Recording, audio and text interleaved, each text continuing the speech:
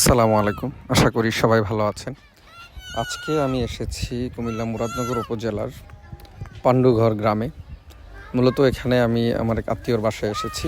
তো এসে আসলে এখানে একটা প্রতিষ্ঠান, এর আগে একবার আমি ফেসবুকে একটা ছবি পোস্ট করেছিলাম। তো আজকে সামনাসামনি একটু দেখার সুযোগ হয়েছে, তাই এসেছি। এটা হচ্ছে পাণ্ডুঘর শামসুদ্দিন আহমদ ভূঁইয়া উচ্চ বিদ্যালয়। এটার প্রতিষ্ঠাতা হচ্ছে জনাব মোহাম্মদ ইসহাক ভূঁইয়া। উনি কানাডাতে থাকেন।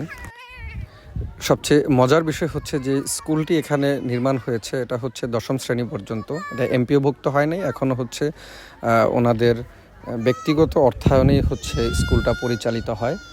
আর এটা সম্পূর্ণ একটা প্রাইভেট ইউনিভার্সিটি। আমরা হচ্ছে ঢাকা শহরে যে ধরনের প্রাইভেট ইউনিভার্সিটি আছে ওই ধরনের যে ভবনের যে আদলে আসলে স্কুলটি নির্মাণ করা হয়েছে। মানে খুবই দৃষ্টিনন্দন, এবং হচ্ছে এখানে পড়াশোনার পরিবেশ আমি যতটুকু জানতে পেরেছি অনেক ভালো। আসলে মানে ভালো পড়াশোনার জন্য মানে শুধু যে ভালো শিক্ষক হলেই হয় বিষয়টা কিন্তু এমন না।